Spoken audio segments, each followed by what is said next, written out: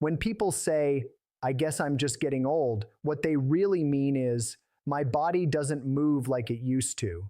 But here's the truth that Japan's oldest doctors and longevity experts have been quietly teaching for decades. Aging itself is not the real enemy. Muscle loss is. After the age of 30, we naturally begin to lose muscle mass every single year. By the time we cross 60, that loss accelerates if we are not actively using and challenging our muscles. This process, known as sarcopenia, is the hidden reason stairs feel steeper, knees feel weaker, and balance feels less stable. Think about it. When you were younger, you didn't think about climbing stairs, you just did it. Your quadriceps lifted you, your glutes powered you upward, your calves stabilized every step. But when these muscles weaken from inactivity, the effort required suddenly feels overwhelming. The problem isn't your age, it's that the muscles responsible for lifting your body weight have slowly gone into retirement mode. And muscles are incredibly obedient. If you don't use them, you lose them. If you challenge them, even gently, they respond at any age. Look at regions in Japan like Okinawa, where some of the world's longest living people reside. Many seniors there remain mobile well into their 80s and 90s. Why? Not because they avoid aging, but because they avoid long-term inactivity. They sit less, they stand more, they move naturally throughout the day. Their lifestyle protects their muscle mass, and that muscle mass protects their independence. After 60, the body becomes extremely efficient at adapting, but it adapts to whatever you repeatedly do. If you sit most of the day, your body adapts to sitting. If you move daily, even for 2 minutes with intention, your body adapts to strength. This is empowering because it means decline is not automatic. Weakness is not mandatory. Your muscles are still alive. They are simply waiting for instruction. Many people fear that their joints are the issue, but in most cases, joints feel stiff because the surrounding muscles are weak and not supporting them properly. Strong muscles reduce pressure on knees and hips. Strong muscles improve circulation. Strong muscles improve balance, and balance prevents falls, which is one of the biggest threats to independence after 60. The most important shift is mental. Stop blaming age. Start addressing muscle. When you understand that strength can be rebuilt at any stage of life, you stop feeling helpless and start feeling capable again. You don't need to reverse time. You just need to reactivate what your body already has, because growing older is inevitable, but growing weaker is optional. Now that we understand the real issue isn't age, but muscle loss, the next question becomes simple. What can we actually do about it? The answer is surprisingly small and yet incredibly powerful. Just 2 minutes, not an hour at the gym, not complicated equipment, just 2 intentional minutes each day that wake up the exact muscles responsible for helping you climb stairs with confidence again. The beauty of this approach is that it targets the muscles that matter most. When you climb stairs, 3 major muscle groups do the heavy lifting. Your quadriceps in the front of your thighs, your glutes in your hips, and your calves in your lower legs. If these muscles are weak, every step feels like dragging your body upward. But if they are active and engaged, your body feels lighter, steadier, and more controlled. Start with slow sit-to-stand movements. Sit on a firm chair, place your feet flat on the floor, and slowly stand up without using your hands if possible. Then gently sit back down with control. This single motion directly strengthens your thighs and glutes, the same muscles that push you up each stair step. The key is not speed. The key is control. When you move slowly, your muscles stay under tension longer, and that builds strength faster than rushing through repetitions. Next, add controlled calf raises. Stand tall, hold onto a wall or chair for balance if needed, and slowly rise onto your toes. Pause briefly at the top, Then lower yourself down just as slowly. Your calves are your stabilizers. They help you balance on each stair and prevent wobbling. Weak calves often mean shaky steps. Strong calves create stability and confidence. Finally, include gentle knee lifts while standing. Lift one knee up toward your chest, lower it slowly, and alternate sides. This improves hip strength and coordination, which are essential for lifting your leg high enough to clear each step safely. It also improves balance, which becomes increasingly important after 60. All of this can be done in just 2 minutes. And here's the powerful part. Consistency rewires your body. When you activate these muscles daily, your nervous system reconnects with them. Your body remembers how to move efficiently. Circulation improves. Joint stiffness decreases because movement lubricates the joints naturally. Within weeks, stairs begin to feel less intimidating and more manageable. You don't need to feel exhausted for it to work. You just need to feel engaged. A slight burn in the thighs, a gentle stretch in the calves, a sense of awareness in your hips. That's enough. At any age, muscles respond to stimulus. They are designed to adapt. Even at 70, 80, or beyond, your body is capable of rebuilding strength when given the right signal. 2 minutes may sound too simple, but simple done daily beats complicated done occasionally. And when you give your muscles a reason to stay active, they reward you with stability, confidence, and freedom. Because sometimes the smallest daily action creates the biggest lifelong strength. One of the biggest mistakes people make when they begin exercising after 60 is thinking that faster means better. They rush through movements trying to get it over with, believing speed equals strength. But the truth is the opposite. Slow and controlled movement is where real strength, stability, and safety are built. Especially at this stage of life, control matters more than intensity. When you move slowly, your muscles stay engaged longer. That time under tension forces the muscle fibers to activate more deeply. It improves coordination between your brain and your body.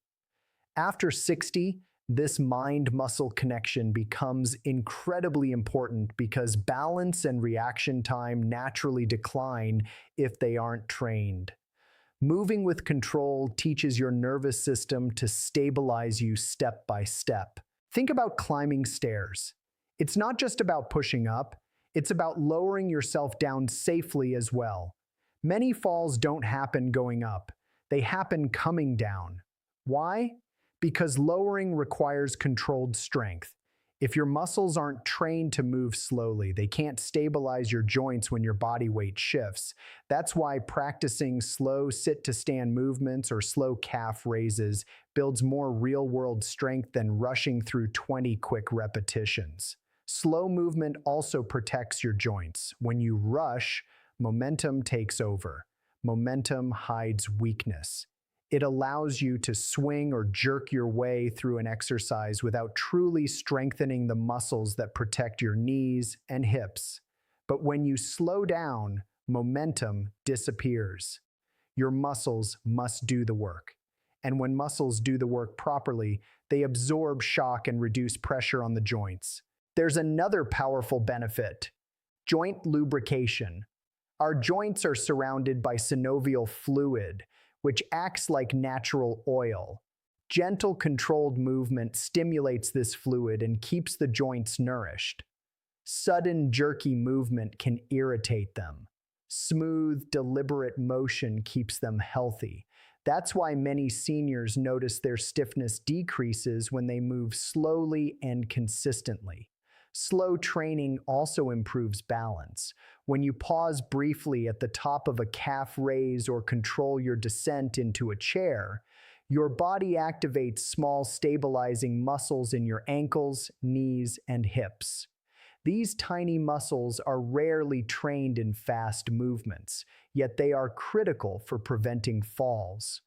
Over time, this kind of training builds confidence. You feel steadier, you trust your steps more, you don't panic when shifting weight.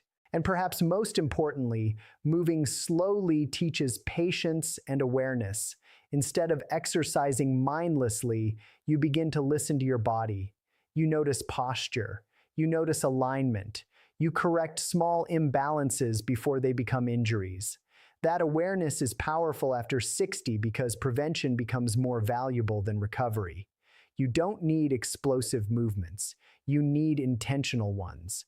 Strength built slowly lasts longer, feels safer, and translates directly into daily life, especially when climbing stairs. Because when you control your movement, you control your stability. There is a simple test that quietly reveals more about your health than most people realize, and it doesn't require a hospital, expensive equipment, or complicated scans. It's the ability to climb a flight of stairs without stopping, without gripping the railing in fear, and without feeling like your heart is going to pound out of your chest. Stair climbing is more than a daily task. It is a powerful indicator of lower body strength, cardiovascular health, balance, and overall longevity. When you climb stairs, your body performs a coordinated effort. Your heart pumps faster to deliver oxygen. Your lungs expand to meet increased demand. Your leg muscles generate force to lift your body weight repeatedly. Your core stabilizes you. Your nervous system maintains balance. In just a few seconds, nearly every major system in your body is working together. That's why doctors and researchers often view stair climbing ability as a practical measure of functional health. Institutions like Harvard Medical School have discussed how simple physical performance markers, such as walking speed, grip strength, and stair climbing capacity, are closely associated with long-term health outcomes. It's not about athletic performance, it's about functional independence. If you can move your body efficiently against gravity, it often reflects stronger muscles, better circulation, and healthier cardiovascular endurance. Think about what happens when stair climbing becomes difficult.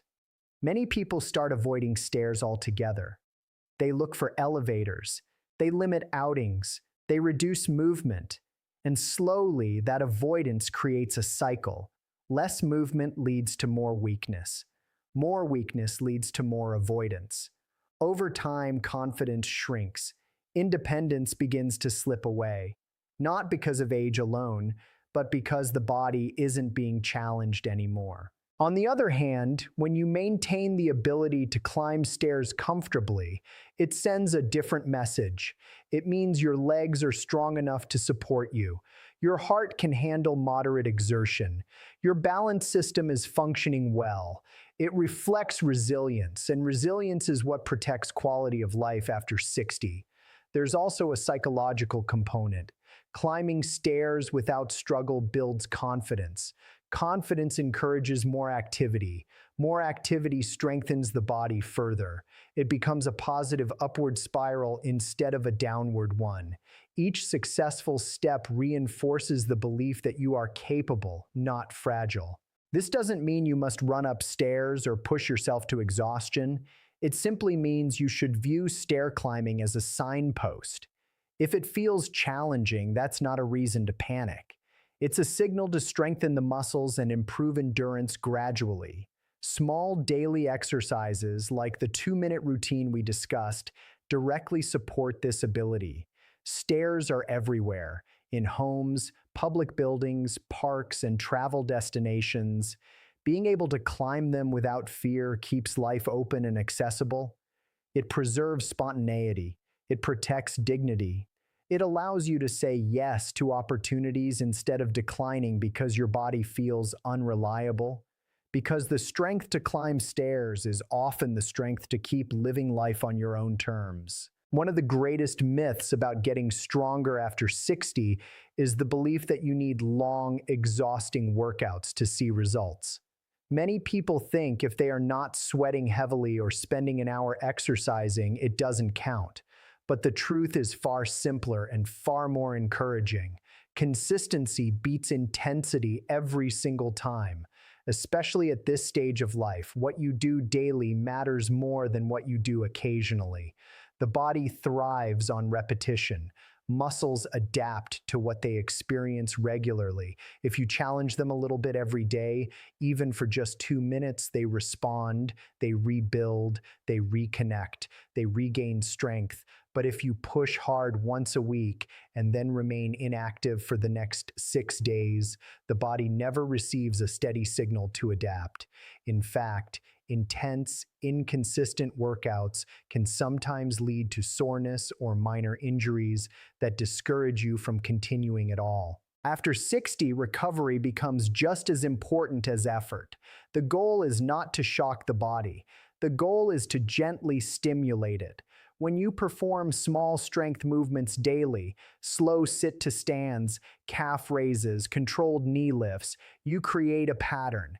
Your nervous system learns that these muscles are needed. Blood flow improves regularly. Joint stiffness decreases gradually. Strength builds quietly in the background. Consistency also builds confidence. When you know you can complete your 2-minute routine every single day, it removes mental resistance. You don't dread it, you don't postpone it.